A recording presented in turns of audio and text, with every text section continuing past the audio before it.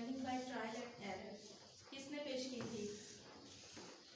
Edward ली Thorndike. किसने पेश की? एडवर्ड ली थॉर्नडाइक। अब उसका फोकस किस पे था? उसने कहा कि उसका जो ज्यादातर फोकस था ओवर्ट बिहेवियर पे था। किस पे था? Overt behaviour. कोई बता सकता है ओवर्ट बिहेवियर का मीनिंग क्या होता है?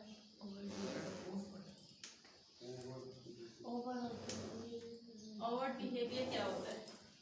एक होता है ओवर्ट बिहेवियर, एक होता है कवर्ट बिहेवियर। ओवर्ट स्टिमुलाई और रिसेप्टर के दरमियान कोई एक होता है ये बिहेवियर की बात हो रही है, बिहेवियर से रिलेटेड। एक होता है ओवर्ट बिहेवियर, एक होता है कवर्ट बिहेवियर। ठीक है।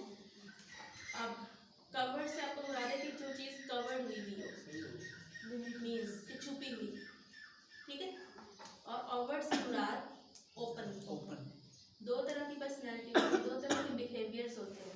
बिहेवियर के एतबार से दो तरह की पर्सनैलिटी होती है। ठीक है। एक होती है ओवर्ट बिहेवियर, एक होती है कवर्ट बिहेवियर। अब ओवर्ट बिहेवियर बोलते हैं जो ओपन है सबके सामने।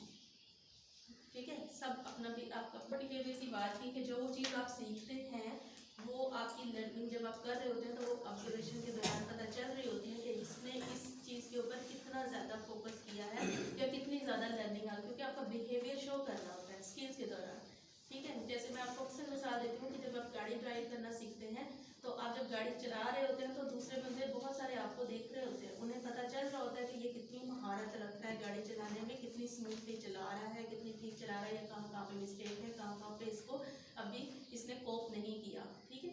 तो इस वजह से क्या है, हम इसको क्या कहते हैं? Overt behaviour. ठीक है। हम अपनी आदत से कितना उसको छुपाते हैं, कितना हम बाहर निकालते हैं, ये हमारा क्या है? Overt behaviour. जो हम छुपा जाते हैं वो हमारा कवर्ट बिहेवियर है, जो हमारा ओपन है वो क्या है? ओवर्ट बिहेवियर है। ठीक है। अब उसने क्या कहा? He interpreted learning in term of complete connection between stimulus and stimuli and responses. अब इसने क्या लर्निंग को जो है वो इसमें कनेक्शन डिफाइन किया, लर्निंग में कनेक्शन डिफाइन किया स्टिमुली एंड रिस्पॉन्स का, कि जब आप किसी स्टिमुलस को देखते हैं उसके नतीजे में आपका रिस्पॉन्स क्या होता है, आपका एक्शन क्या होता है, आपका एक्शन नेगेटिव हो रहा है या पॉजिटिव हो रहा है। ठीक है। इस चीज़ को डिफाइन किया उसने। देखिए रिस्पॉन्स का जो है इसमें स्टिमुलस और रिस्पॉन्स का आपस में क्या कनेक्शन है। ठीक है। जैसे कि अभी इसमें वो एक एक्सपेरिमेंट भी डिफाइन करेंगे, मैं आपको उसमें आपको इसके बारे में मज़ीद बता दूँगी। अब वो कहते हैं Thorndike introduce trial and error learning. Trial से मुराद के आप कोशिश करते हैं। ठीक है। एंड एरर, फिर आप गलती करते हैं, यानी कोशिश करना और फिर गलती करके सीखना। ठीक है। ठीक है। आप एक दफ़ा एक काम को करते हैं उसमें कुछ मिस्टेक्स होती हैं, ज़रूरी नहीं है कि पहली दफ़ा ही बंदा किसी काम को करेगा और वो एग्जैक्ट हो जाएगा, ऐसा नहीं होता। पहली दफ़ा आप किसी चीज़ से आप गाड़ी चलाना सीखेंगे तो उसमें आपको मिस्टेक्स आएंगी। फ़ौरन से आप ब्रेक पे पाँव रखना नहीं सीख सकते, फ़ौरन से आप सर्फ मारना आपको नहीं आ सकता, फ़ौरन से आपको नहीं पता कहाँ पे गियर लगाना है, क्या करना है। ठीक। आप आहिस्ता आहिस्ता आहिस्ता आहिस्ता आहिस्ता सीखिए, बार बार उसकी कोशिश करेंगे और एक दिन क्या होगा? वो सीख जाएगा, यानी गलतियाँ करते हुए सीखना। ठीक है। क्या कहलाता है? Trial and error learning. ठीक है। Although he prefer to call it trial and error accidental success, यानी वो इसको ये भी नाम देता है कि ट्रायल एंड एक्सीडेंटल सक्सेस, के बाद आप कोशिश करते हैं और एक्सीडेंटली आप उसमें सक्सेस हो जाते हैं, होता है हमारे साथ बहुत सारी चीज़ों में। तो उसने इसको उस चीज़ को भी यानी उसने प्रेफर किया ज़्यादातर कि आप एक्सीडेंटली सीख जाते हैं और उसमें सक्सेस हासिल कर लेते हैं। This learning is based on the repetition of response tendency that lead to success. Thorndike introduced law of effect and law of exercise in series of experiments on animal. He named them law of learning. अब इसमें क्या किया था? कुछ law of effect define किए थे, law of exercise को define किया था। तो ये हम आगे पढ़ते हैं, पहले हम इसका एक्सपेरिमेंट डिफाइन कर लें। ठीक है। अब एक्सपेरिमेंट उसने एक कैट के ऊपर किया था। ठीक है। Thorndike devised elaborate cage called in puzzle box, यानी एक उसने कैट ली, उसे एक बॉक्स में बंद कर दिया या केज में बंद कर दिया। ठीक है। अब उसने क्या किया? उसके अंदर एक लीवर फिट कर दिया, बेल फिट कर दी। ठीक है। खाना भी उसके बाहर भी रख दिया गया, फूड को भी रख दिया गया। अब वो क्या करती थी? बिल्ली इधर उधर दौड़ती थी केज के अंदर, तो उसे खाना नजर आ रहा था। डेफिनेटली जब किसी जानवर को खाना नजर आएगा वो तो जरा होगा ना, पजल भी होगा, उसके अंदर एक ऐसी मतलब चीज़ पैदा होगी कि वो कोशिश करेगा कि मैं उस हासिल कर सकूँ, ठीक है, फूड को हासिल कर सकूँ। अब वो इधर उधर दौड़ते दौड़ते एक्सीडेंटली पाँव उसका उसके ऊपर आ गया, लीवर पे। जब वो पाँव लीवर पे आया तो बैल बजी तो पिंजरा का गेट खुल गया, ठीक है। उसका गेट जो खुला तो उसने फ़ौरन से फूड हासिल कर लिया। ये उसकी पहली ट्रायल थी, ठीक है। फिर उसने दोबारा से उसको केज में डाल दिया बिल्ली को, ठीक है। अब दोबारा जब केज में डाला तो वो फिर से उसने कोशिश की, या उसके माइंड में थोड़ी सी एसोसिएशन भी होना शुरू हो जाती है जब एक दफ़ा किसी चीज़ को आप कर लेते हैं। वो अगेन फिर से बैल बजी, फिर वो गेट खुद ब खुद खुला उसका डोर, और वो फिर से आई और बाहर से उसने आकर अपना फूड हासिल किया। उसने फिर से डाला, यानी यूँ उसने बार बार उसके ऊपर ये रेपिटेशन इस प्रोसेस को किया, रिपीट करते करते एक दिन वो सीख गई कि मैं बेल बजाऊंगी तो मेरे पास फूड आएगा, ठीक है। क्योंकि खाने को देखें, एक होता है कि स्टिमुलस, अब फूड जो था ना वो बिल्ली के लिए क्या था, स्टिमुलस था, ठीक है। अब उसका एक्शन क्या था, उसका रिस्पॉन्स क्या था कि उसको देख के उसके मुंह में सलाइवेशन स्टार्ट हो रही थी, ऑटो पे स्टार्ट होती है। तो उसका फूड को देख के सलाइवेशन स्टार्ट होना एक नेचुरल अमल है, ये उसका रिस्पॉन्स है। फूड को देख के सलाइवेशन स्टार्ट होना एक रिस्पॉन्स है किसी भी स्टिमुलस का, ठीक है। अब वो जैसे वो फौरन फूड को हासिल करने के लिए फिर वो बार बार कोशिश करती थी। अब जब वो कोशिश करती थी तो वो एक दिन कामयाब होगी, और अब उसके जहन में उसको ये लर्न करवा दिया गया कि अब जब तुम बेल बजाओगी तो ऑटोमेटिक डोर खुलेगा और आप फूड हासिल कर लोगे, ठीक है। ये लर्निंग उसकी हुई थी, ये ट्रायल एंड एरर पे डिपेंड करती है। आप इसमें ये वाला एक्सपेरिमेंट कोड करेंगे, ठीक है।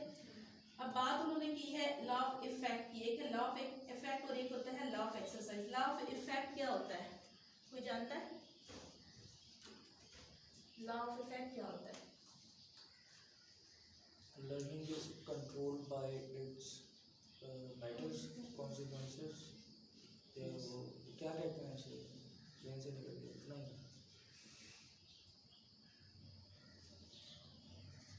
दूसरा होता है लॉ ऑफ एक्सरसाइज, और तीसरा क्या होता है?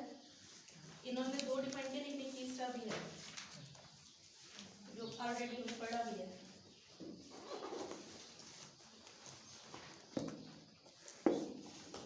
लॉ ऑफ रीइंफोर्समेंट, ठीक है। बेसिक ये दो हैं जो थोड़ा नया डिफाइन करता है, लेकिन आप इसमें ये शामिल कर सकते हैं। लॉ ऑफ इफेक्ट में देखें, आप कोई काम करते हैं, ठीक है, कोई भी काम करते हैं, कोई लर्निंग करना सीख रहे होते हैं, अगर उसके नतायज अच्छे आते हैं तो आपके ऊपर उसका तासुर जो है वो अच्छा पड़ता है। लॉ ऑफ इफेक्ट का मतलब कि आपके ऊपर तासुर कैसे पड़ता है, उसका असर क्या होता है आपके ऊपर, ठीक है। तो उसका तासुर आपकी पर्सनैलिटी पे अच्छा पड़ता है, क्योंकि आप सीख जाते हैं, आप खुशगवार मूड हो जाता है, आप अच्छा फील करते हैं कि ये काम हो गया है, ठीक है। तो आप उसको फिर दोबारा करने की कोशिश करेंगे। आपके अंदर एक चीज़ फिर उसके में आपके अंदर एक इंकरेजमेंट पैदा हो जाएगी, आप उसको दोबारा से करेंगे।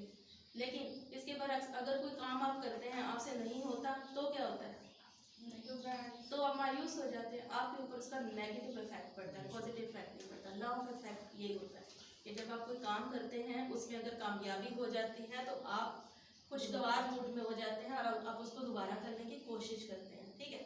लेकिन अगर कोई काम आप करते हैं और आपको उसमें बार बार नाकामी का सामना करना पड़ रहा होता है तो आपका मूड जो है वो मायूस हो जाते हैं आप, और फिर उस काम को करना एक दिन कहते हैं यार ये नहीं होता, बस छोड़ें इसको, मेरा इसमें इंटरेस्ट नहीं है, ठीक है।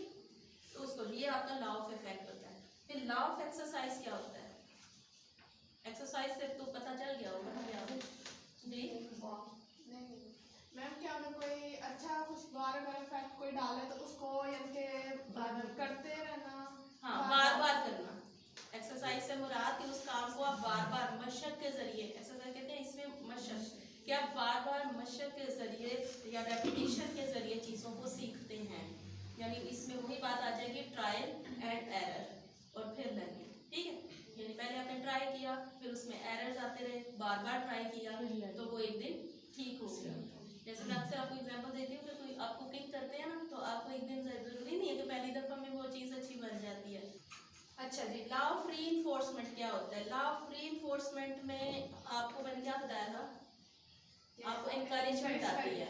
यानी जब आपका ये लॉ ऑफ इफेक्ट जो है वो पॉजिटिव होगा तो उसके बाद क्या है, आप उसके ऊपर आपको रीइंफोर्समेंट मिलेगी। जब आपको रीइंफोर्समेंट मिलेगी तो आप उस चीज़ में अपने आप को, आपका इंटरेस्ट डेवलप हो जाएगा, आप उस काम को बार बार करेंगे। ठीक है, तो ये हमारी एक छोटी सा टॉपिक था ट्रायल एंड एरर का।